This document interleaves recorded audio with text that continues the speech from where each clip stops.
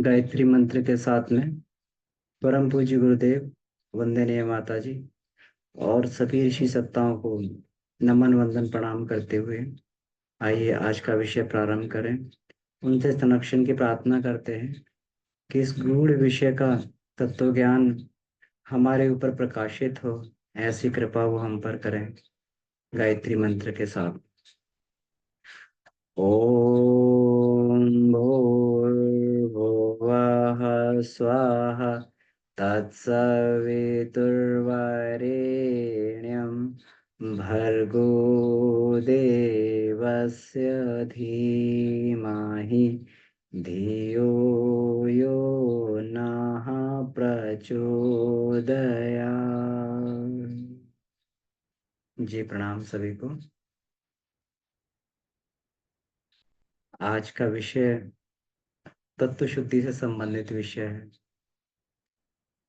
तो इसमें इस विषय में प्रवेश करने से पहले, शुद्धि में प्रवेश करने से पहले हमें तत्वों की वैज्ञानिकता के बारे में, तत्वों का क्या अस्तित्व है, क्या महत्व है हमारे जीवन में, इस सभी के बारे में जानना बहुत आवश्यक है।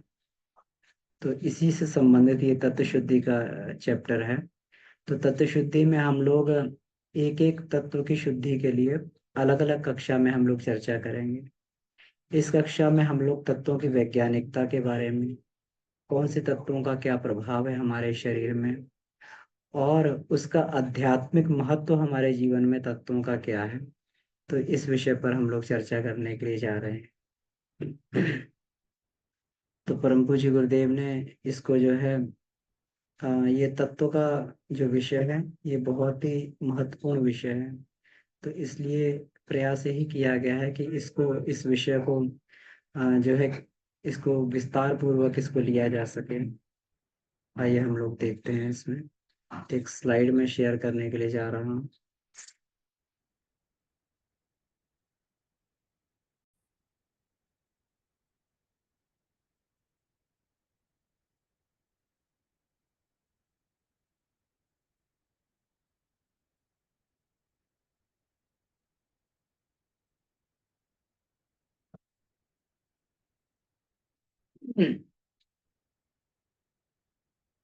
इस संसार में सब कुछ तत्व है, लेकिन तत्वों की भी दो, इसमें कैटेगरीज, दो वर्ग होते हैं। एक आत्म तत्व होता है, एक अनात्म तत्व होता है। तत्व का मतलब जो कभी नष्ट नहीं होता, जो इस सारे जड़ और चेतन पदार्थ का मूल रूप है। तो जिस जो जड़ का मूल रूप है उसको हम लोग अनात्म तत्व बोलते हैं, यानी पदार्थ बोलते हैं। और जो आत्म तत्व का, इसमें चेतन का जो मूल रूप है वो आत्म तत्व है।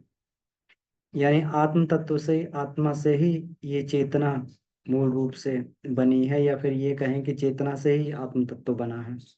ये दोनों बातें आपस में बराबर हैं।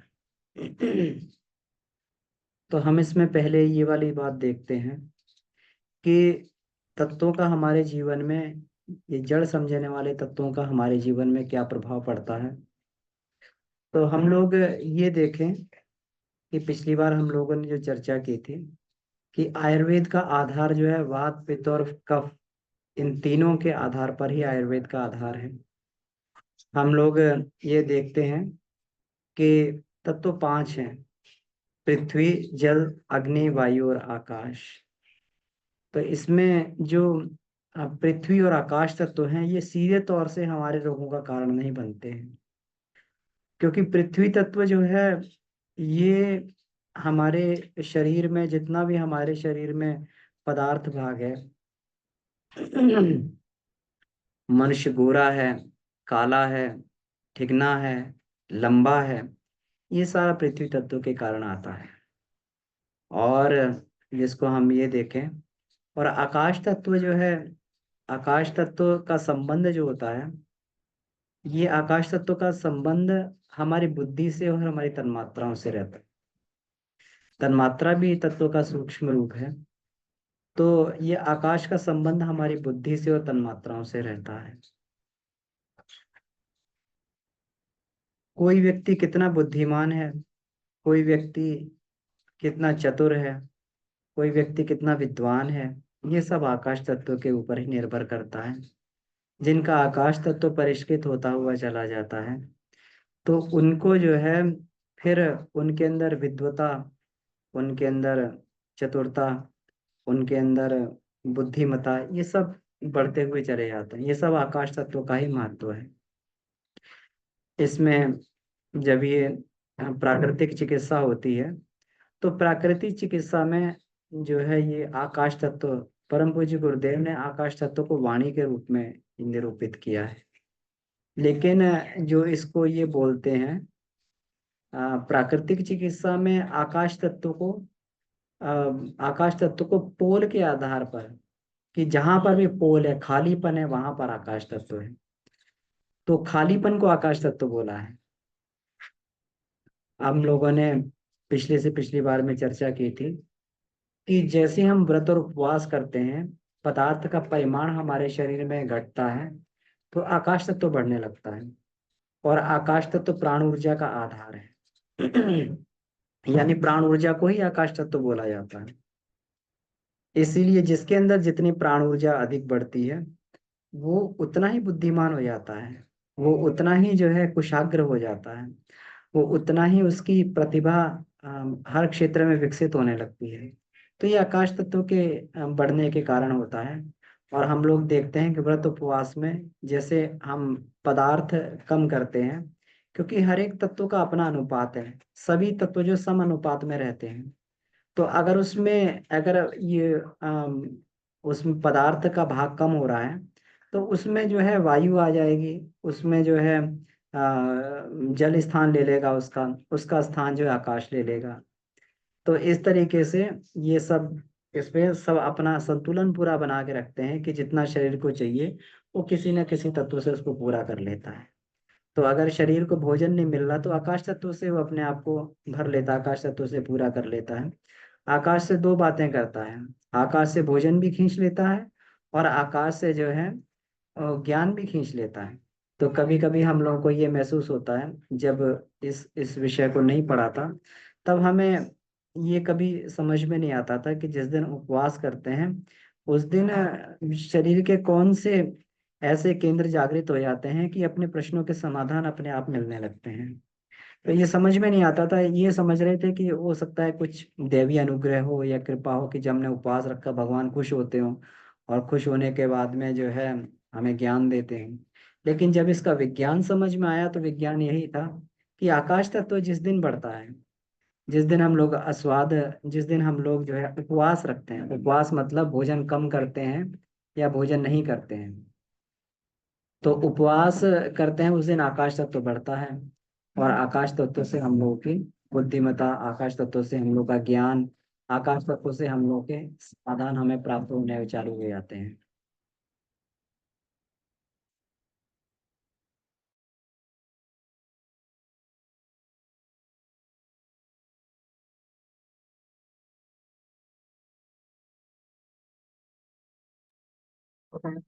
तो आकाश तत्व से जो है ये हमारा ये बढ़ता है। तो इसमें अब जो तीन तत्व जो हमारे शरीर को के स्वास्थ्य में प्रभाव डालते हैं, वो है वात, पित्त और कफ। तो वात को हम लोग वायु बोलते हैं, पित्त को गर्मी बोलते हैं, और कफ को जल बोलते हैं। अगर हम लोग इसमें ये देखें, प्राण के आधार पर देखें, वास्तव में ये जो है, ये सभी, चाहे हम प्राण कहें चाहे तत्व कहें, ये सभी एक रूप है। चाहे तन्मात्रा कहें, जो तत्व भी होता है, ये इसका सूक्ष्म रूप प्राण होता है, या प्राण का स्थूल रूप तत्व होता है। ये स्थूल कंडेंस होके जो है इसको तत्व बन जाता है। और जब ये इसका प्रतिप्रसवन होता है, तो ये प्राण बन जाता है। हम लोग यही तो करते हैं, भोजन करते हैं तो उसका प्रतिप्रसवन होता है। तो भोजन का जब प्रतिप्रसवन होता है, तो प्रतिप्रसवन होके जो भोजन खाया उसमें से प्राण ऊर्जा निकलती है, और प्राण ऊर्जा हमारे शरीर को ये ऊर्जा देती है। तो इस तरीके से हम लोग ये मान के चलते हैं। तो जब हम लोग इसकी बात करें, तो ये भी कहा जाता है कि जो हमारे जो इसमें मणिपुर चक्र में जिसको ये प्राण, इसमें ये समान बोलते हैं, समान प्राण रहता है। तो समान प्राण जो है, समान प्राण, और इसका जो इसका सहायक प्राण होता है उसको क्रिकल बोलते हैं। तो अगर समान जो है अग्नि है तो क्रिकल कफ होता है। समान जो पित्त है तो क्रिकल कफ होता है। तो पित्त और समान और क्रिकल, यानी अम, पित्त के और कफ से, दोनों के मिलने से वात बनता है। दोनों के कॉम्बिनेशन से वात बनता है। तो यानी वात अपने आप में कुछ नहीं है, ये इन दोनों की क्रिया के फलस्वरूप जो भी इसमें ये होता है। जैसे हम लोग ये देखें कि हम लोग भोजन करते हैं और भोजन पचता है, भोजन करते हैं, भोजन पचता है, और भोजन पचने के बाद इसमें गैस निकलती है। तो ये वात जो है, वात ये इसी से ये होता है, समान और क्रिकल की क्रिया से ही होता है। तो ये इसी समान और क्रिकल प्राण में अगर गड़बड़ी आती है तभी वात बिगड़ता है। और वात पित्त कफ जो है, त्रिदोष जो है, ये हमारे इसी प्राण से संबंधित रहते हैं। तो यही यही तीन तत्व हमें मूल रूप से परेशान करते हैं। यही तीन तत्वों का असंतुलन असंतुलन जो है, इसी को हम लोग जलवायु बोलते हैं। कि ये जलवायु का प्रभाव, जलवायु गर्मी का प्रभाव। तो जैसे ही जलवायु बदलती है, इन तत्वों का जो है, ये तत्व अपने आप को बैलेंस करना चालू कर देते हैं। अब जैसे अब बरसात है, बरसात के बाद में सर्दी आएगी। तो सर्दी में क्या है, उसी के अनुसार जो है तत्व अपना जो है वो डोमिनेंसी, जो उसी के हिसाब से तत्व अपनी डोमिनेंसी चालू कर देते हैं। तो इस वजह से जब तत्वों का संतुलन होता, असंतुलन होता है, कुछ असंतुलन भी होता है, तो लोगों को उस समय जो है ये रहता है। उस समय मौसम बदलते हुए समय उस समय लोगों का शरीर अस्वस्थ हो जाता है। तो अस्वस्थ हो जाता है, तो इसीलिए उस समय ये हमारे जो नवरात्रि आते हैं, तो नवरात्रि उसी समय आते हैं जब ये, जब सर्दी से गर्मी या गर्मी से सर्दी या इधर गर्मी से वर्षा इत्यादि ये आते हैं, जब इसमें रोग अधिक फैलते हैं। तो इस समय क्या किया जाता है कि इस समय जो है ये इस समय जो है व्रत उपवास रह के और सात्विक भोजन करके, यानी व्रत उपवास हल्का सात्विक भोजन किया जाता है, ताकि शरीर में के विकार की सफाई हो। क्योंकि भूखे रहेंगे तो शरीर के विकारों की सफाई होगी, विकारों की सफाई होगी। और अगर जो है सात्विक और हल्का भोजन करेंगे तो भोजन जल्दी पच जाएगा, तो विकार बनेंगे नहीं। तो इस तरीके से जो विकारों की सब विकारों विकृति की सफाई, और उससे नए विकार जो नहीं बनते हैं, पुराने विकार खत्म होते हैं, तो शरीर रोगी नहीं होता। लेकिन जो लोग इस समय में भी जो है पूरा विकृत भोजन करते रहते हैं, हम लोगों ने देखा होगा कि नवरात्रि में लोग लोग ये खाते हैं, लेकिन नवरात्रि में भक्ष्य भक्ष्य खाना बंद कर देते हैं। लोग मांसाहार को त्याग देते हैं।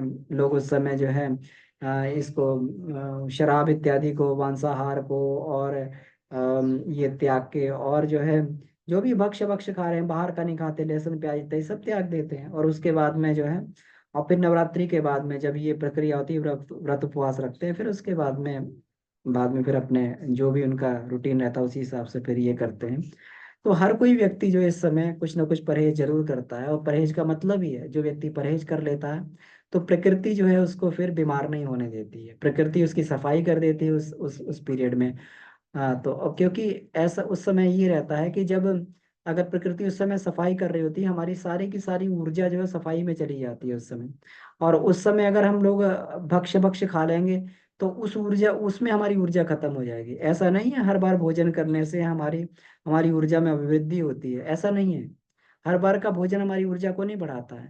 जो हम लोग असंयमित भोजन करते हैं, बासी भोजन करते हैं, मसाले मिर्च का भोजन करते हैं, या फिर तमोगुणी भोजन करते हैं, हमारी शक्ति को घटा भी देता है। तो भोजन करने से जहाँ शक्ति मिलनी चाहिए वहाँ शक्ति घटती है। और जहाँ रोगों से लड़ने के लिए शक्ति चाहिए, तो फिर वहाँ शक्ति कम पड़ जाती है। तो फिर रोगों का प्रकोप चालू हो जाता है। और उस रोगों का प्रकोप होने के कारण जो है, फिर हमें बाहर का उपचार लेना पड़ता है, हमें बाहर की दवाई खानी पड़ती है, हम लोग एंटीबायोटिक्स खाते हैं, हम लोग जो है और चीज़ों को खाना चालू करते हैं।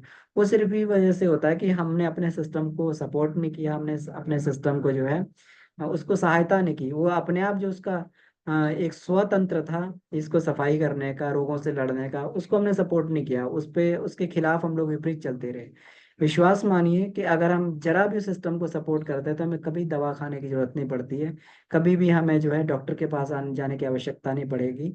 आवश्यकता केवल इसी कारण पड़ती है जब हम जो है इसमें अपने बॉडी में अनाप शनाप हम लोग इसमें विकृतियां भर लेते हैं, तभी इसकी आवश्यकता हमें पड़ने लगती है। तो अगर हम इसको देखें तो अब जो है अब इसमें अलग अलग तत्वों का अलग अलग ये बताया गया है कि वायु तत्व की अगर गड़बड़ी हमारे शरीर में होती है तो ये वात के रोग हो जाते हैं, कहते हैं ना ये वात के रोग है। और आज जो है 70 से 80% लोगों को वात की समस्या से पीड़ित होते हैं लोग। उनके उनको जो है गठिया, लकवा, दर्द, अकड़न, इस तरीके के, ये जो है नाड़ी विक्षेप जिसको बोलते हैं, हड़फूटन बोलते हैं। तो ये सारे के सारे रोग जो है उन्हें ये इस तरीके से वो उसके शिकार हो जाते हैं। किसी को कमर दर्द होता है, किसी के जॉइंट में पेन होता है, ये सारे सारे वात के कारण ही होते हैं। वात क्या होता है? वात विष होता है। वात विष होता है, वो गैस जो है जिसको अपान वायु बोलते हैं, वो विष जो है अपान वायु के माध्यम से निकलता है। अपान प्राण होता है, तो अपान प्राण जो है वो उसको जो हमारे शरीर के अंदर वात जो विष रूपी वात बन गया है उसको निकालता है। कभी कभी हम लोग ये देखते हैं ना कि इसमें घर में जो है जब भी कभी कुछ बनाते हैं या कुछ वो करते हैं तो उसका पूरा का पूरा मिर्च का धुआं और पूरा का पूरा तेल का धुआं सब घर में फैल जाता है। तो एग्जॉस्ट फैन रखा जाता है, तो एग्जॉस्ट फैन उसको चला देते हैं तो पूरा का पूरा एग्जॉस्ट जो है बाहर निकल जाता है।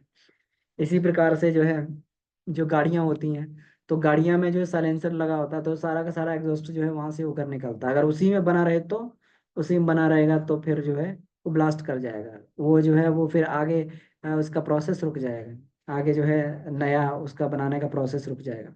तो ये जो है इसीलिए हमारे शरीर में अगर वात का अगर अपान प्राण कमजोर पड़ जाए, तो अपान प्राण कमजोर तभी पड़ता है जब हम जो है प्राण को और जगह लगा देते हैं। प्राण को केवल हम स्वाद लेने में, अपने भोजन पचाने में और इन सब चीजों में हम लोग अब उसमें जो है वासना पूर्ति में अगर प्राण को हम अपना खर्च करते रहेंगे तो फिर प्राण जो है वो सफाई के लिए प्राण बहुत कम बचेगा। इसीलिए उन लोगों को कब्ज की शिकायत हो जाती है, कॉन्स्टिपेशन की शिकायत हो जाती है और ये हो जाती है। सामान्यतः लोगों का ये रहता है कि भोजन कम करेंगे तो कॉन्स्टिपेशन हो जाएगा, लेकिन ऐसा नहीं होता।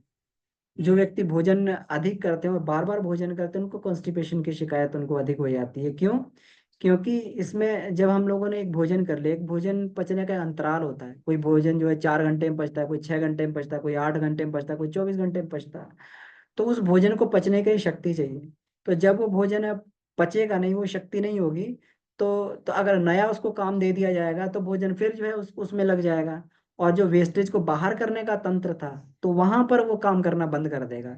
क्योंकि पूरा डाइजेस्टिव सिस्टम जो है हमारे मुंह से शुरू होता है, लार से लेके और पूरा जो है पेट में जाता है, पेट से पूरा जो है उसको समान प्राण उसको जो है उसका परिपाक बनाता है, वो परिपाक बनाने के बाद में पूरा वितरित करता है। फिर अपान प्राण का काम शुरू होता है, वो उसको जो है धीरे धीरे उसको हमारी आंतों से ले जाकर उसको बाहर कर देता है।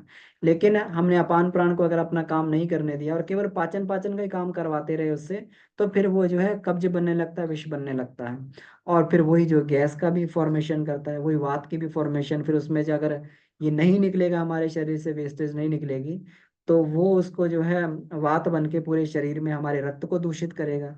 रक्त को दूषित करेगा, हमारे सारे शरीर में जो पैदा करेगा, फिर अलग अलग जगह जॉइंट में जाके फंस जाएगा, वहां पे दर्द पैदा करेगा। तो इस तरीके से जो है ये होता है। और वायु तत्व के विकार से ही ये ब्लड जैसे ही हमारा पॉल्यूट हो जाता है, जैसे ब्लड हमारा जो है दूषित हो जाता है, रक्त दूषित हो जाता है, तो वो फिर फोड़े फुंसी, चेचक, ज्वर, रक्त पित्त, हैजा, ये दस्त, क्षय, श्वास, उपदंश, रक्त विकार, ये सारे के सारे वायु तत्व के विकार के कारण ही होते हैं। तो वायु तत्व का विकार एक तो जो है ये भोजन के विकार के, और दूसरा दूषित दूषित वायु में सांस लेके। आजकल जनरली हम लोग देखते हैं कि एसी जो एयर सर्कुलेशन करते रहते हैं, तो वहां पर फ्रेश ऑक्सीजन नहीं मिलती है जो ब्लड को साफ करने के लिए, खून को साफ करने के लिए चाहिए होती है। तो इसलिए ज्यादातर लोग जो है इसके शिकार रहते हैं। लोगों को जो है ये जल्दी जल्दी जो है इसमें ये रहता है, ज्वर आता रहता है, फोड़े फुंसी इत्यादि जो है ये सारे के सारे इसमें ये रहते हैं। तो ये सब वायु तत्व के ही विकार हैं कि हम लोग जो है एक तो दूषित वायु में सांस ले रहे हैं, और अंदर भी हमने अपने वात तत्व को बिगाड़ लिया है, तो ये सारे के सारे रोग हमें ये घेर लेते हैं।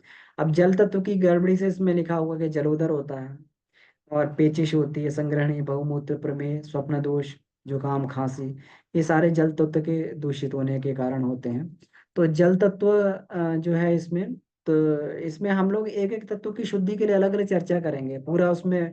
जो है हम लोग इसको विस्तार में इसकी चर्चा करेंगे हम लोग कि किस तरीके से इस तत्व को शुद्ध किए जा सकते हैं। यहाँ तो केवल कैटेगराइजेशन करने से मतलब है कि कौन सा तत्व बिगड़ेगा, तो उसके कारण कौन सी बीमारी हमारे शरीर में पैदा हो जाएगी, तो हमें देखना चाहिए कि, और हमें मालूम होना चाहिए कौन सा तत्व बिगड़ गया। अगर कोई शरीर में कोई बीमारी के लक्षण अगर प्रकट हो रहे हैं, तो बीमारी के लक्षण प्रकट, हमें ये नहीं मानना चाहिए, हमें ये मानना कि चलना चाहिए उस तत्व की गड़बड़ी हो गई और शरीर मांग रहा है कि उस तत्व को हम लोग जो है बैलेंस कर लें, उस तत्व को बढ़िया बना लें। अब बैलेंस करने का तरीका आगे वाली कक्षाओं में हम लोग ये देखेंगे, इसमें एक एक तत्व को बैलेंस करने का तरीका, उसमें हम लोग पूरा विस्तार से हम लोग ये देखेंगे। और अग्नि तत्व कम हो तो इसमें सर्दी जुकाम अकड़न अपच जैसे ये रोग पैदा हो, शिथिलता पैदा हो जाती है। शरीर में जो है सुस्ती सी छाई रहती है, ये पूरा अग्नि तत्व की कमी होने की वजह से ये रहती है। तो ये हम लोग देख सकते हैं कि हमारी 90-95% बीमारियां जो हैं ये केवल तत्वों की गड़बड़ होने से होती हैं, और तत्व अगर हमारे स्थिर हो जाएं तो फिर इसमें ये गड़बड़ी नहीं पैदा होगी। तो आयुर्वेद का जो मत जो है ये यही कहता है कि मतलब शरीर को प्रभावी गतिशील और सक्रिय रखने के लिए इसमें कफ वात और पित्त अर्थात जलवायु गर्मी ही है। इसी और इनका अपना महत्व भी है। इसको त्रिदोष कहते हैं। दोष का मतलब खराबी नहीं, त्रिदोष का मतलब है जिससे हमारे शरीर की चीजें डिराइव होती हैं, जिससे हमारे शरीर की चीजें, हर एक का अपना अपना महत्व होता है। इसमें जो है मैं एक किताब में पढ़ रहा था, हर एक का अपना, पित्त नहीं बनेगा तो हमारा भोजन नहीं पचेगा, अग्नि कम हो जाएगी। और कफ जो होता है ये कफ नहीं होगा तो ये म्यूकस जो बनता है कफ के कारण, तो ये और ये बाकी सब रोगों को जो है ट्रैप करने की कोशिश करता है, ये ट्रैप करता है रोगों को। और स्नेहन का भी काम करता है। और ये जो है जैसे ही रोगों के ये आ जाते हैं, कोई बैक्टीरिया अंदर, वायरस विषाणु अंदर आक्रमण करते हैं, तो वो उनको क्या करता है कि ये म्यूकस ग्लैंड जो कफ निकाल देती है उनको वहीं पर ट्रैप कर लेती हैं।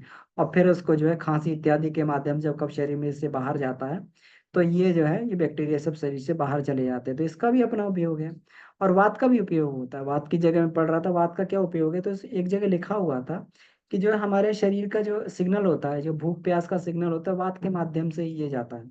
वात के माध्यम से ही शरीर तक ये पहुंचता है कि हमें एक्चुअल भूख लग गई है। एक्चुअल भूख का जो संकेत होता है ये वात के माध्यम से जो है दिमाग को समझ में आता है कि हमें अब एक्चुअल भूख लगी हुई है। तो अब ये शेष दो तत्व होते हैं, तो आयुर्वेद इन्हीं तीन तत्वों पे काम करता है। और शेष दो जो दो तत्व होते हैं ये बहुत ज्यादा हमारे शरीर को इसमें स्वास्थ्य को तो कम से कम नहीं प्रभावित करते हैं। अब इसमें हम लोग ये देख चुके हैं, पृथ्वी जो होती है ये मोटा पतला लंबा ठिकना रूपवान कुरूप होना, गोरा काला होना, कोमल होना, सुदृढ़ होना, ये सभी पृथ्वी तत्व का ये कमाल है। और आकाश तत्व जो है चतुरता मूर्खता से संबंधित है, सदाचार दुराचार नीचता महानता तीव्र बुद्धि दूरदर्शिता प्रसन्नता खिन्नता गुण कर्म स्वभाव इच्छा आकांक्षा भावना आदर्श, ये सारी बातें आकाश की स्थिति क्या है उससे ही अंदाजे लगाई जा सकती हैं। इसमें और बताया उन्माद सनक, दिल की धड़कन, अनिद्रा पागलपन दुस्वप्न मिर्गी मूर्छा घबराहट निराशा, ये सभी आकाश तत्व के प्रधान रोग हैं। तो ये जो है इससे संबंधित है, ये हमारे शरीर से डायरेक्ट ये कोई संबंधित नहीं है। तो जिस प्रकार से हम लोग ये कहते हैं कि जिस प्रकार से ये कहा जाता है कि रसोई में जैसे हम रसोई बनाते हैं तो उस समय सारी चीज सारे मसाले जो बैलेंस मात्रा में होने चाहिए। नमक कितना पड़ना चाहिए, मिर्च कितनी पड़नी चाहिए, उसमें जो है हल्दी कितनी होनी चाहिए, उसमें धनिया कितना होना चाहिए, ये सारी की सारी चीज बैलेंस्ड अगर होगी तो उस वो भोजन स्वादिष्ट बन जाएगा। संतुलित मात्रा में होगी तो भोजन स्वादिष्ट बनेगा। लेकिन अगर इनकी गड़बड़ी हो जाए तो भोजन जो है कितना भी, अगर उसमें भोजन में बहुत बढ़िया भोजन बनाओ और उसमें नमक ना डालो तो जो लोग जिनको नमक का स्वाद रहता है तो वो जो है उस भोजन को नहीं कर पाएंगे, उनको लगेगा भोजन में कुछ है ही नहीं, खत्म है सारा कुछ, पूरा का पूरा टेस्ट खत्म हो गया। और नमक को और अधिकता कर दो उसमें तो फिर तो उसमें पूरा नमक ही नमक हो जाएगा, कड़वा हो जाएगा भोजन। तो इस तरीके से भोजन अगर नमक महत्वपूर्ण है तो कितना महत्वपूर्ण है, कितनी क्वांटिटी महत्वपूर्ण है, उसकी महत्ता ये नहीं है कि वो अधिक बढ़ जाएगा तो और अधिक हो जाएगा। उसकी महत्ता ये है कि वो जितना बैलेंस रहेगा उतना ही जो है वो बढ़िया स्वाद देगा। तो इस तरीके से शरीर में कोई भी तत्व जो है घटने बढ़ने से इसमें शरीर में ये इसका संतुलन बिगड़ता है। तो योग जो साधक होते हैं, जो योग साधक होते हैं, उन्हें इसमें साधना से प्रवेश के पूर्व ही उन्हें अपने साधना में ये देखना पड़ता है कि जो देह है ये तत्वों से ही बनी हुई है, और देह तत्वों से बनी हुई है। तो ये तत्व अगर स्थिर मात्रा में रहेंगे तभी देह स्वस्थ रहेगी, नहीं तो कितना भी हम लोग काजू पिस्ता बादाम और बढ़िया रबड़ी मलाई पनीर ये सब खा लें, दूध पी लें, तो कुछ भी शरीर को होने वाला नहीं है, कोई शरीर कहीं पे भी स्वस्थ होने वाला नहीं है। लोग कहते हैं बहुत ज्यादा टॉनिक पीने वाले, बहुत ज्यादा अच्छा भोजन करने वाले, बहुत ज्यादा फल खाने वाले, बहुत ज्यादा ड्राई फ्रूट खाने वाले, बहुत ज्यादा पौष्टिक आहार करने वाले बहुत ज्यादा स्वस्थ नहीं देखे हैं। नहीं तो पैसे वाले सारे के सारे स्वस्थ होते हैं और गरीब सारे के सारे अस्वस्थ होते हैं। लेकिन उल्टा देखा जाता है, कि देखा जाता है कि पैसे वाले ही सबसे अधिक रोगी होते हैं, अमीर लोग, और जो है गरीब जो होते हैं वो बेचारा रूखी सूखी रोटी खा के भी स्वस्थ रहता है, वो जो है कम डॉक्टर्स के पास में जाता है, वो अपना ऐसे ही अपना ट्रीटमेंट इलाज कर लेता है। और अधिकतर जो है यही लोग जो बहुत अधिक पैसे वाले लोग होते हैं, तो वो अपना जो है, तो इसमें ऐसा नहीं है कि पैसा ये क्रिएट करता है, इसमें ये है कि अगर उसमें संयम नहीं बरता गया है और हमने केवल यही सिद्धांत अपना लिया है कि हम जो है केवल खा के ही स्वस्थ रहेंगे, और वो ये भी खा लो वो भी खा लो, महंगा से महंगा खा लो वो सब खा लो, तो खा के तो उससे अगर ये सिद्धांत अपना लिया है तो जैसे कहते हैं ना कि खूब इंद्रियों का भोग किया, खूब अपने रसों को निचोड़ दिया, फिर ऊपर से जो है बहुत पौष्टिक आहार कर लो तो एनर्जी वापस आ जाती है, ऐसा नहीं होता है। ये तो बस ये एनर्जी तो खाने से नहीं आती, एनर्जी पचाने से आती है। तो शरीर जो है अगर पौष्टिक आहार अगर हम देंगे, अगर खूब उसको एनर्जेटिक देंगे, तो उसको उतनी मेहनत भी करनी पड़ेगी उसको एनर्जी में बदलने के लिए।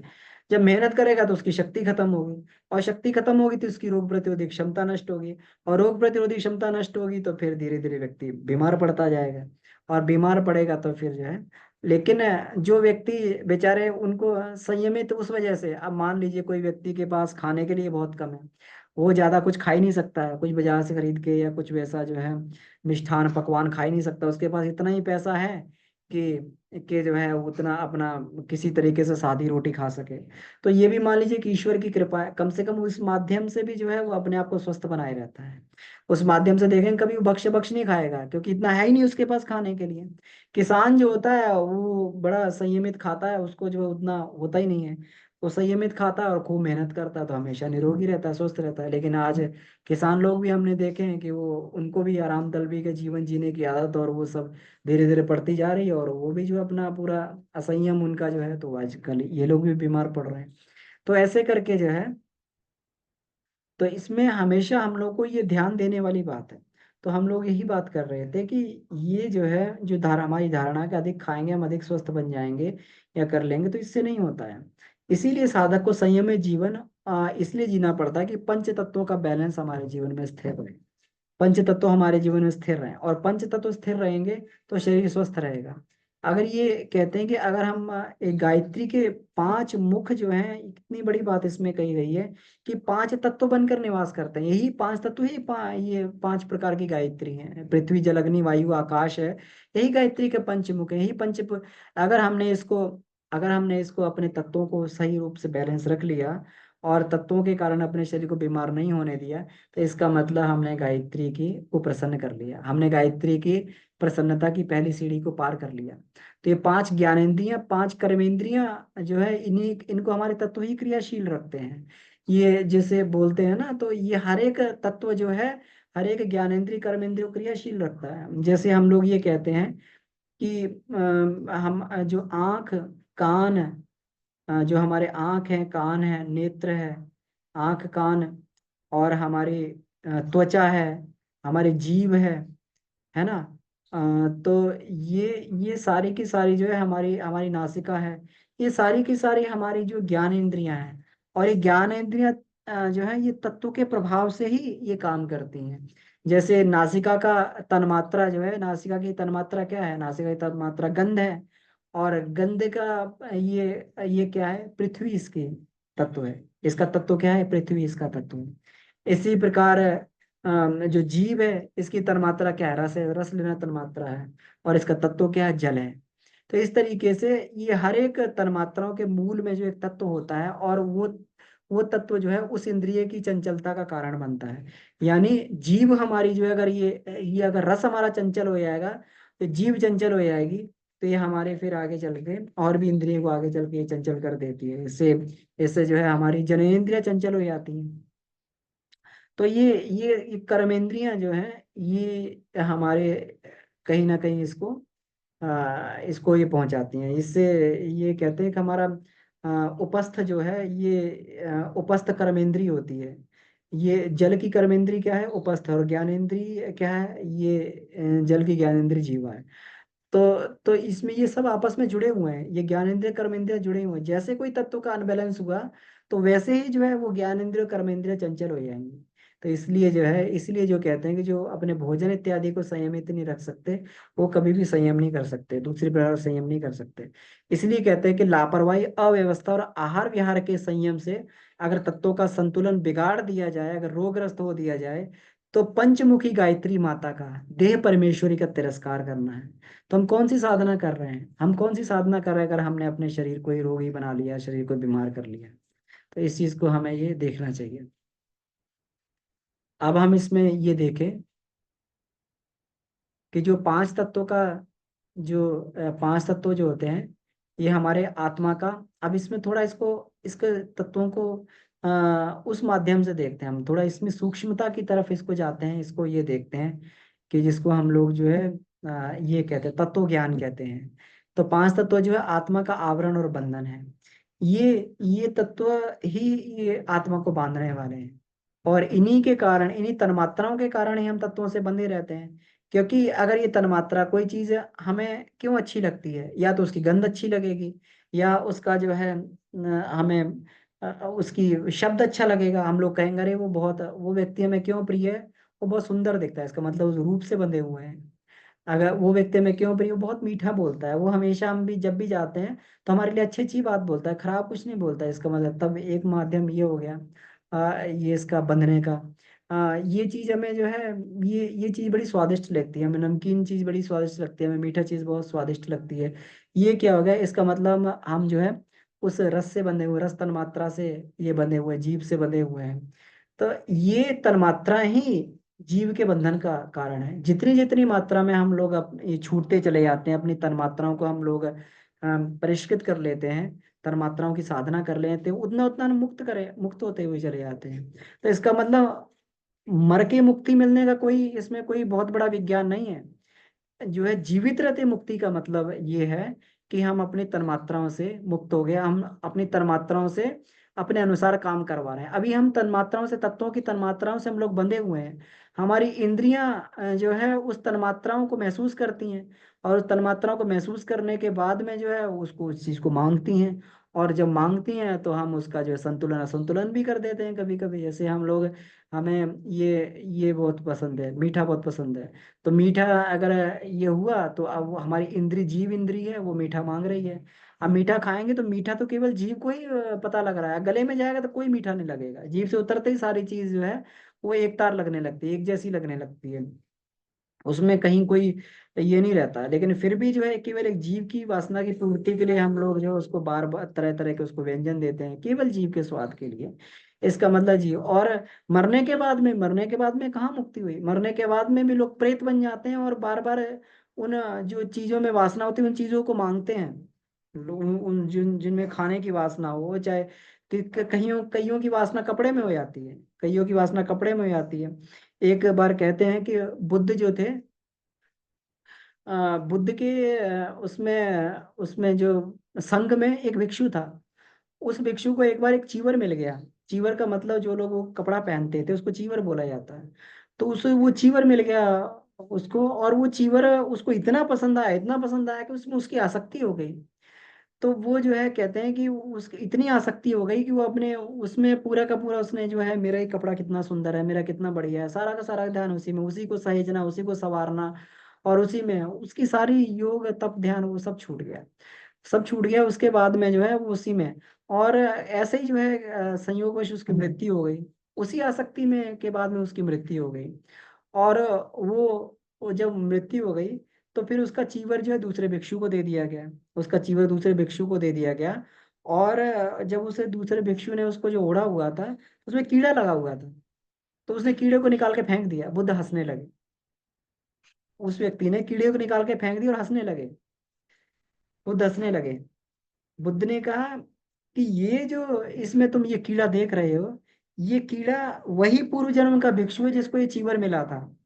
और जिसको ये चीवर मिला था, उसके कारण जो है इसकी इतनी आसक्ति थी और ये चीवर की आसक्ति में ही मर गया ये। और उस आसक्ति में मर गया, और मरने के बाद में उसकी आसक्ति नहीं खत्म हुई, तो कीड़ा बन के कपड़े पे घूम रहा है ये, और जिसको तुमने उतार के फेंक दिया है। तो इस तरीके से ये तन्मात्राओं के कारण ही व्यक्ति बार बार शरीर धारण करता है। उसको कीड़े का शरीर धारण करना मंजूर हुआ, लेकिन वो जो है उस कपड़े का सौंदर्य उसको छोड़ना मंजूर नहीं हुआ। इसीलिए इसी को तत्वबोध कहते हैं। जब हम लोग ये कहते हैं ना कि जब ये आदि गुरु शंकराचार्य ने पंचीकरण विद्या में यही चीज समझाई है कि ये बंधन मुक्ति तभी हो सकती है जब इन पंचभूतों के बारे में हम लोग जान लें कि पंचभूत कुछ नहीं है। ये जो है, जो मेंडलीव का टेबल था जिसमें 96 होते, अब तो और भी अधिक हो गए, तो उसमें जो एलिमेंट्स थे उन्हीं के जो है हेर फेर से ये सारे के सारे तत्व बने हैं और बन रहे हैं और बिगड़ भी रहे हैं। ऐसा नहीं है कि उनकी गति स्थिर है, वो बन रहे हैं और बिगड़ रहे हैं, ये उनका स्वभाव है। तो अगर इस स्वभाव के साथ में अगर व्यक्ति अपने आप को जोड़ लेता है, अपनी अपना दुख अपनी प्रसन्नता को इसके साथ में जोड़ लेता है, तो उसकी दुख और प्रसन्नता सुख दुख उतार चढ़ाव वाले रहते हैं। आज हम लोग गीता सुन रहे थे सुबह की क्लास में, अनिल भैया ने बहुत अच्छा इसमें प्रतिपादन किया था। तो हम लोग गीता पूरा इसी के ऊपर लिखी गई है कि सुख और दुख का कारण मात्र केवल है, केवल हमारी आसक्ति ही सुख दुख का कारण है। हम लोग जब आसक्त हो जाते हैं तो तत्वों में, और तत्वों का स्वभाव तो परिवर्तनशील है, और जब उस परिवर्तनशील से हम लोग अपना मोह और अपना प्रेम जोड़ लेते हैं, तो हमारा सुख दुख भी परिवर्तनशील ही होने लगता है। इसमें ये कहा गया है कि तत्वों का परिवर्तन बिल्कुल इसी प्रकार से जैसे बादल होते हैं। बादल होते हैं तो बादल क्या करते हैं, बादल हम कभी देखते हैं तो कभी कुछ बन जाते हैं, कभी जो है कोई हाथी बन गया, कोई बैल बन गया, कोई जो है बादल कभी सांप बन गया, कोई किसी तरीके से, कोई कभी गाड़ी बन गया, कोई मनुष्य के रूप में दिखाई देने लगता है। तो ये क्या है, ये वास्तव में है नहीं, भ्रम मात्र है। उसी प्रकार से जो है तत्वों का जो बनना बिगड़ना है, एक लीलाधर की लीला है, ये नटवर की कला, और इसको इसी को माया बोला गया। तत्वों का परिवर्तन ही माया होती है। इसी और जो तत्वों के परिवर्तन के साथ में हंसता रोता है, उसी को कहते हैं कि माया के वशीभूत है।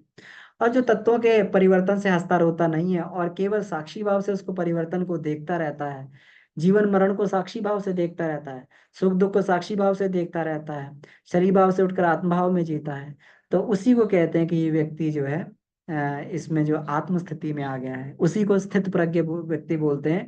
प्रज्ञा उसी की स्थिर रहती है जो अपने आप को इससे अलग कर लेता है, जो इस जो परिवर्तनीय सत्ता से हटकर अपरिवर्तनीय सत्ता में जाके स्थित हो जाता है, जिस चेतना में जाके स्थिर हो जाता है, उसी को जो स्थित प्रज्ञ व्यक्ति बोलते हैं। तो ये कहते हैं कि कुछ अदूरदर्शी व्यक्ति हैं, अगर उनके सामने बोल दें संसार स्वप्न है, तो सुनते ही वो जो गुस्सा हो जाते हैं, भड़क जाते हैं। और भड़क जाते हैं तो ऐसे लोग मतलब ये कहते हैं कि आरोप लगाते हैं कि इन विचारों के द्वारा अकर्मण्यता फैलेगी, निराशा फैलेगी, निरुत्साह फैलेगा, लोगों की अनिच्छा पैदा हो जाएगी, संसार में कुछ करेंगे नहीं, लोग चुपचाप से बैठ जाएंगे, बिल्कुल एकदम जो है। तो ऐसा नहीं होता है, ऐसा नहीं होता है। संसार में कभी भी ऐसा नहीं हो सकता है कोई व्यक्ति चुपचाप से बैठ जाए, क्योंकि उसके जो है कर्मेंद्रियां उसके जो है उसको चुपचाप बैठने नहीं देंगे। भोजन करने के लिए व्यक्ति को उठना पड़ेगा, कमाना पड़ेगा, सारा कुछ करना पड़ेगा। तो उसका स्वभाव ही है, बिना कर्म किए कोई व्यक्ति जीवित नहीं रह सकता। अगर कोई व्यक्ति एक जगह बैठा रहे, कोई कर्म ना करे, तो मर जाएगा।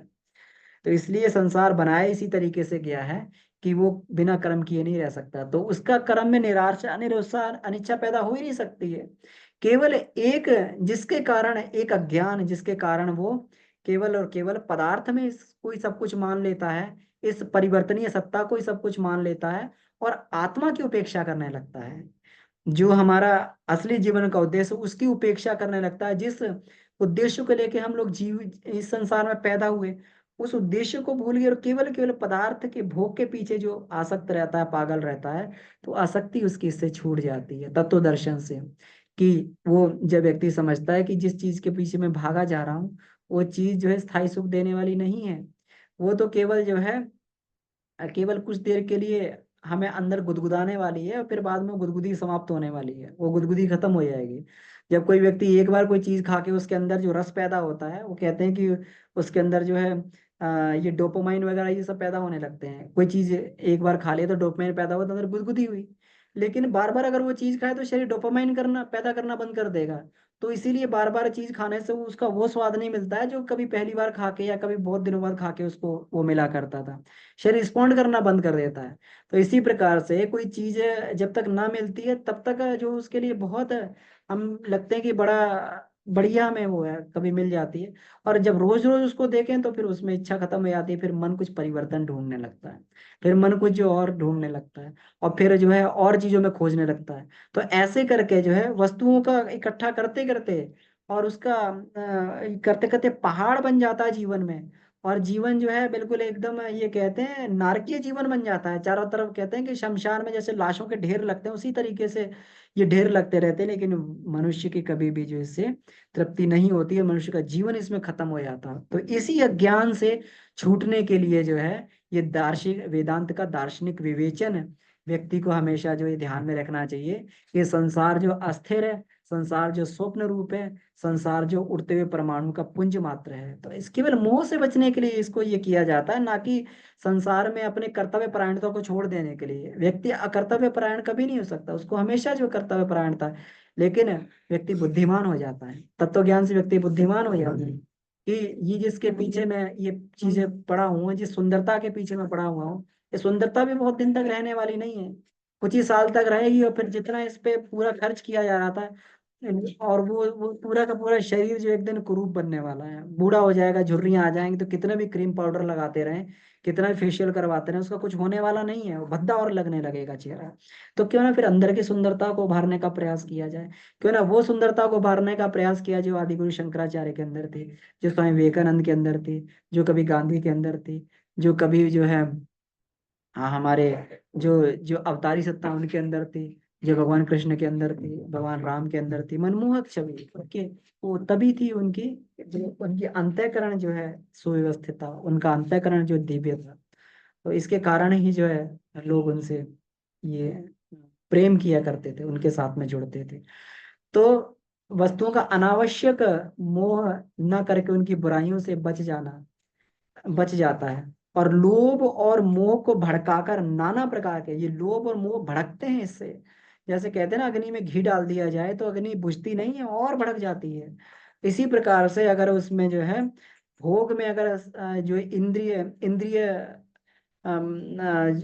इंद्रिय जो हमारी ये वासनाएं हैं, तृष्णाएं हैं, इनमें भोग रूपी सामग्री को डालते रहा जाए तो भट्टी और ज्यादा भड़क जाती है, ये बुझती नहीं है भट्टी। और बुझती तो तभी से तत्व ज्ञान से ही जो है, ज्ञान की अग्नि से ही जो है ये सारी की सारी चीजें ये समाप्त होती हैं। और व्यक्ति फिर बहुत सारी चीजों से, शोक और अभावजन्य क्लेशों से बचे जाता है।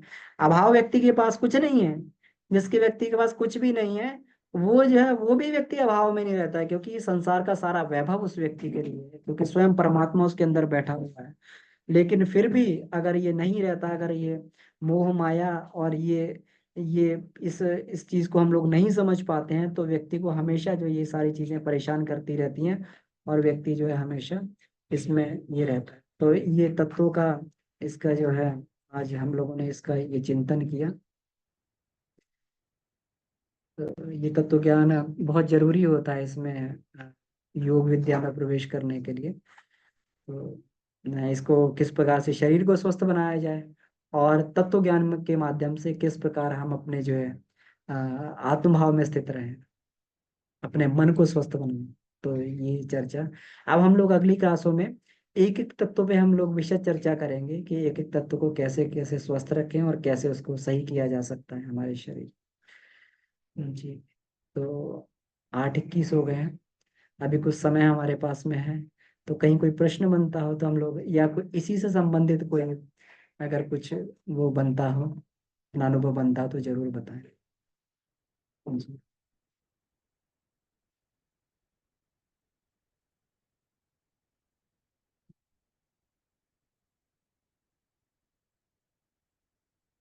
इसमें ये बड़ा ही सुंदर गुरुदेव ने इसको जो है, इसमें ये लिखा हुआ वाङ्मय नंबर 13 में।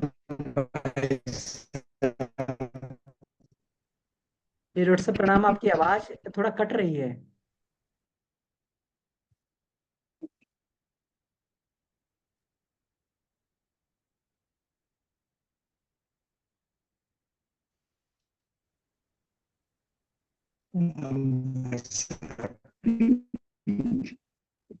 हमें लग रहा है इसमें कुछ। आज नहीं आ रही आवाज। जी जी, अब आ रही है डॉक्टर साहब जी। नेटवर्क प्रॉब्लम हो सकती है। बहुत जी बहुत सुंदर चर्चा चल रही है, बहुत ही अच्छा ये है हमारी। अब आवाज है, वैसे आ रही है? जी नहीं, जी, आ रही है डॉक्टर साहब, आ रही है। अभी भी कट रही है आवाज? हाँ, नहीं नहीं, अभी नेटवर्क सही आ रही आ है। रही है, अच्छा। बहुत ही सुंदर ये विषय है, और हमारे हमारे मैंने कहा कि हमारे स्वास्थ्य से संबंधित, सभी के स्वास्थ्य से संबंधित बहुत ही सुंदर ये सब्जेक्ट है हमारा, आध्यात्मिक।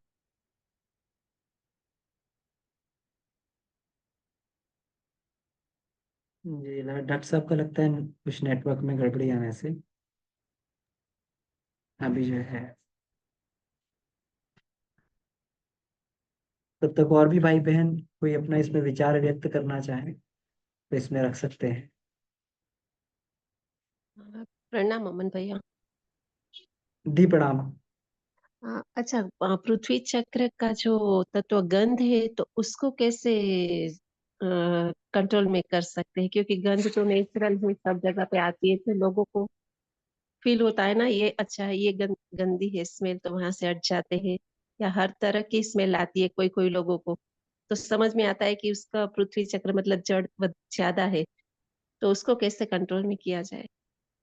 हाँ, तो यहाँ गुरुदेव ने जो पृथ्वी तत्व को यहाँ पे लिया है, तो इस उससे लिया है। जो आप ये गंध वाली कह रहे हैं, तो उसके लिए हम लोग ये करते हैं, गंध साधना करते हैं।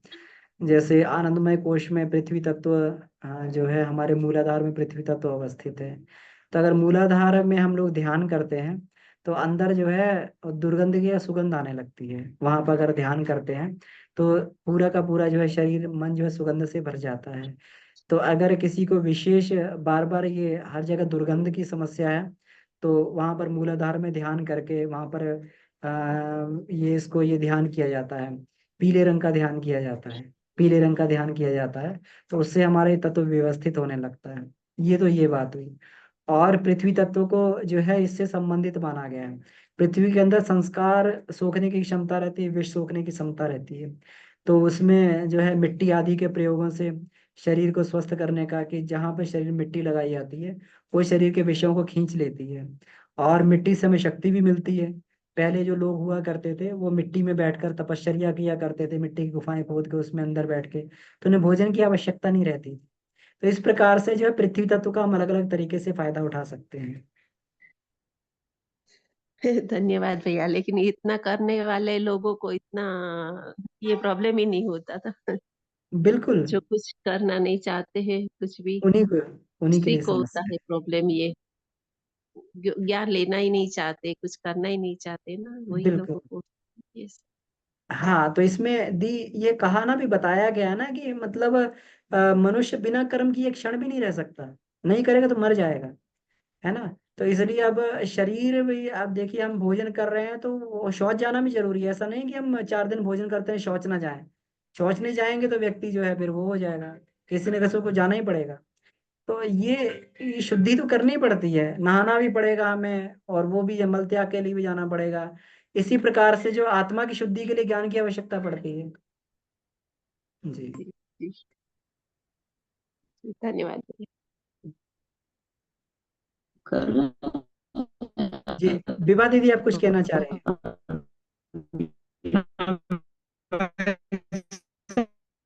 अच्छा, डॉक्टर साहब अभी आवाज अभी भी कट के आ रही है।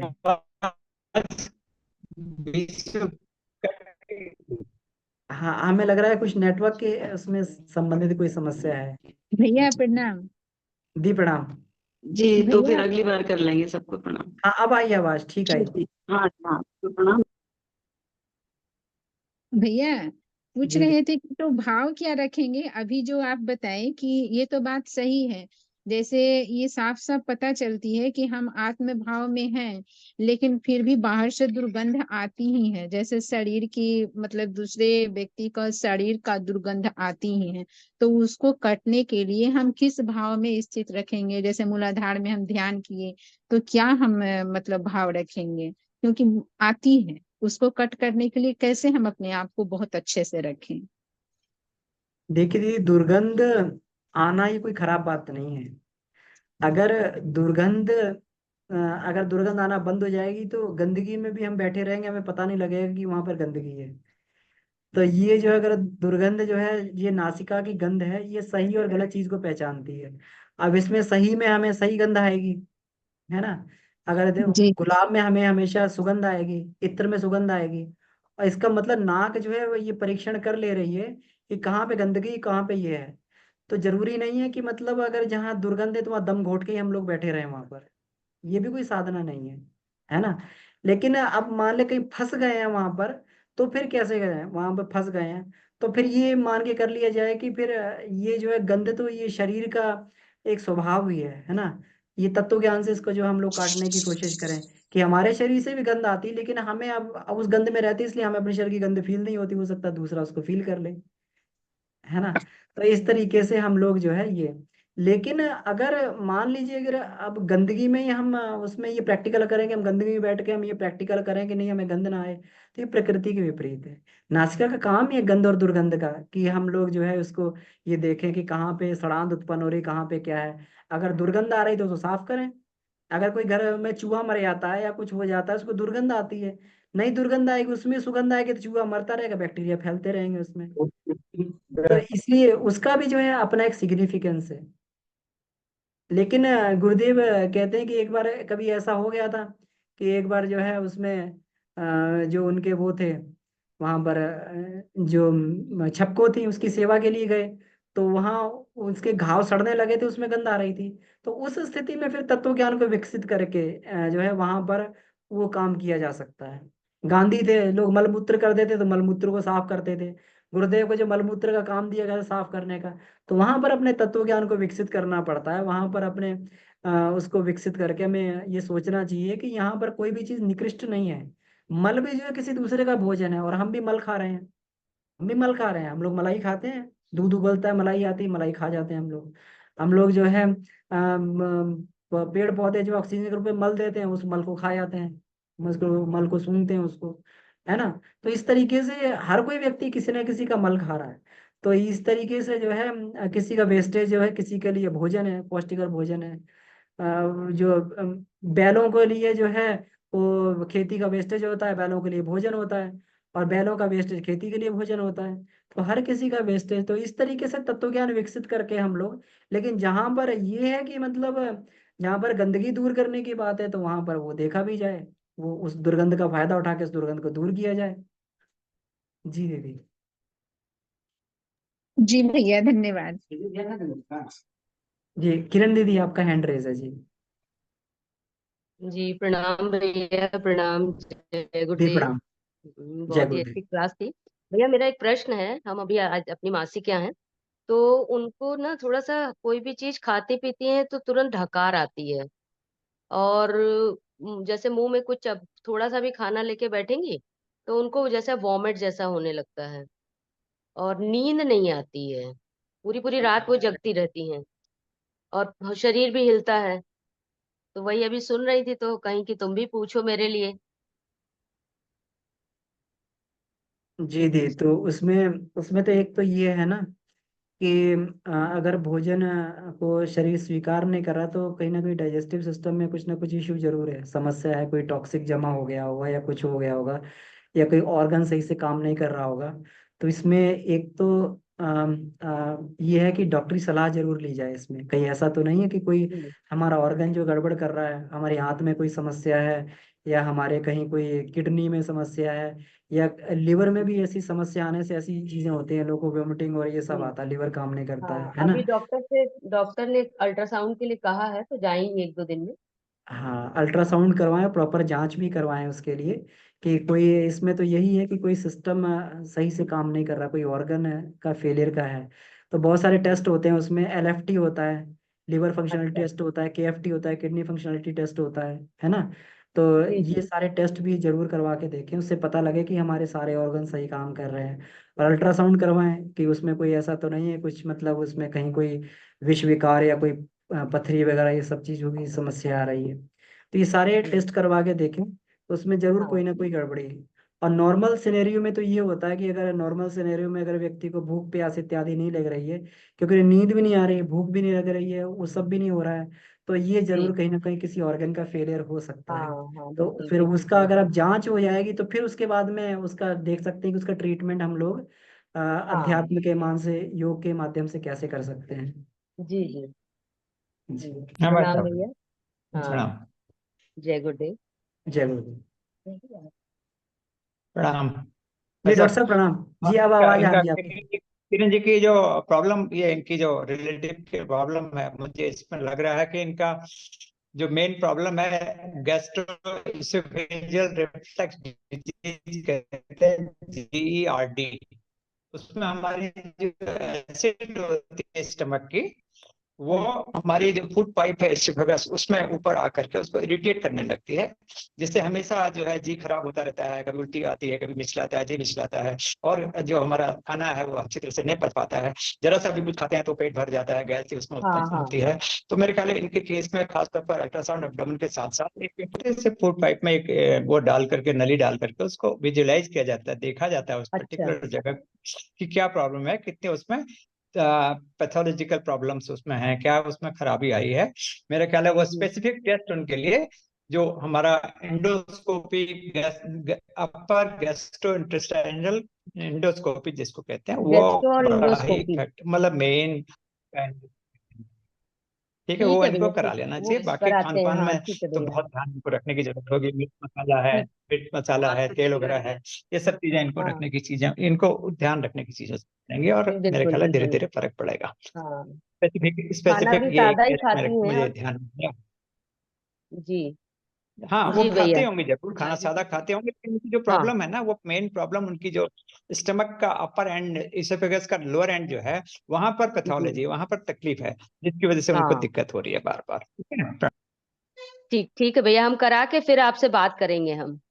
जी तो ठीक। डॉक्टर साहब की एक्सपर्ट एडवाइस भी हम लोगों को मिल गई हाँ है। तो बिल्कुल बिल्कुल। डॉक्टर साहब यही तो MBBS है यही तो और बेनिफिट पूरा। है ये जी स्वाध्याय से जुड़ने का, कि हमें जी हर चीज दिखने लगती है कि नहीं, देखो हमें ये प्रॉब्लम है तो यहाँ ये हमें करना चाहिए। जी जी जी। प्रणाम। धन्यवाद भैया। प्रणाम भैया।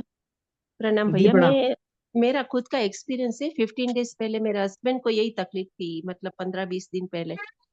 तो खुद की सूझबूझ से ही मैंने कैस्टर ऑयल 3 दिन दिया था उनको। मतलब डॉक्टर के पास जाने की जरूरत नहीं पड़ी। वो जो पेट में सफाई नहीं होती है ना, उसी के कारण ही पहले तो ये तकलीफ होती है। कैस्टर ऑयल 3 दिन दिया गर्म पानी में, 2 चम्मच। तो क्या डाला डॉक्टर के दीदी? पास दीदी क्या कैस्टर डालते हैं? ऑयल, वो एरंडा का तेल अच्छा, बोलते हैं ना। कैस्टर ऑयल, हाँ ये भी बहुत हाँ फायदा करता है। हाँ, तो गर्म पानी में, मतलब वार्म पानी में 2-3 दिन दिया था कंटिन्यूस। तो अच्छा, कुछ डॉक्टर के मॉर्निंग पास टाइम। जाने की जरूरत है, वो बर्पिंग वो सब खत्म हो गया। काफी अच्छा रिजल्ट मिला। तो आप 1 दिन का रिजल्ट देखिए, फिर दूसरे दिन जरूरत है तो दूसरे दिन भी ट्राई कीजिए। ठीक, ठीक है और दीदी। उसको सवेरे देना बेटर रहता है, क्योंकि रात को हाँ, कभी कभी खाली पेट। हाँ हाँ, नहीं खाली पेट की जरूरत नहीं है। हाँ, रात को क्या होता है, फिर रात को बीच में उठना पड़ेगा, कुछ होगा तो सवेरे अर्ली मॉर्निंग ले लेते हैं ना, तो दिन तक में अच्छा वो सफाई हो जाती है। अच्छा अच्छा, ठीक क्योंकि है। उससे मुझे ज्यादा फायदा लगा, तो ठीक है दीदी, बेस्ट बहुत। लगा। मतलब हाँ तो ये एक करके डॉक्टर, देखते हैं। हाँ, अभी 2-3 दिन बाद जाना है अल्ट्रासाउंड के लिए। हाँ उसके तो पहले आप ये ये करके। ट्राई कीजिए। हाँ मेरे ठीक हस्बैंड है। को बहुत ज्यादा तकलीफ थी। अच्छा। ये वायु और पित्त है ना, जो पित्त निकल हाँ, जाता है। वही पित्त दिक्कत निकल गया करता तो है। सब कुछ सही है। जी। और ढकार भी जीती आती है मतलब। जीती मात्रा क्या होगी इसकी? 2 चम्मच तो दे दीजिए, हमारी जो टी स्पून रहती है ना, वो दो दो दो 2 to 3 दे दीजिए दो गर्म जी चम्मच पानी जी में। जी। 1 गिलास गर्म हाफ पानी में। कप, हाफ कप पानी में, हाँ जी। अच्छा, हाफ कप पानी में। आप तो ठीक हाँ है। वार्म पानी में, उसके ऊपर गर्म पानी ये पी कोई लीजिए एक नुकसान नहीं गिलास। करता, ऑयलिंग उसकी सफाई जी करता जी है। जी हाँ, जी। उसके ऊपर गर्म पानी। बहुत ज्यादा फायदा हुआ मेरे हस्बैंड की। वो स्मेल हाँ थी, वो स्मेल पेट से भी थोड़ी स्मेल मुंह में से आती थी, सब निकल हाँ, गया। जी ठीक जी है जी, दीदी। धन्यवाद देखिए, जी। बहुत सुंदर जी। जवाब भी मिल गया, और ट्रीटमेंट मेडिकल ट्रीटमेंट के साथ भी मिला, तो बहुत अच्छा दीदी, बहुत बहुत धन्यवाद। प्रणाम 15 दिन सभी में को। काफी मेरे हस्बैंड ऐसे घर के इलाज से ही ठीक हो गए। काफी जी। इलाज किया मैंने। तो प्रणाम दीदी। ठीक। प्रणाम। बहुत बहुत धन्यवाद आपका सभी का अपने अनुभव बताने के लिए, और डॉक्टर साहब का जो उन्होंने एक्सपर्ट एडवाइस बताई है। तो निश्चित ही उनका बहुत अनुभव है इस फील्ड में, तो हमें विशेषज्ञों की सलाह भी मानते हुए उनका ये करना चाहिए। और फिर अपने जीवनचर्या को अच्छा बना के, व्यवस्थित बना के हम लोग स्वस्थ बने भी रह सकते हैं हमेशा। तो आगे इस पर हम लोग और विषय चर्चा करेंगे। तो आज के लिए समय हो गया है, तो आज की कक्षा को यहीं समाप्त करते हैं। आप सभी का बहुत बहुत आभार, बहुत बहुत धन्यवाद। आइए इसी के साथ शांति पाठ करते हैं। ओ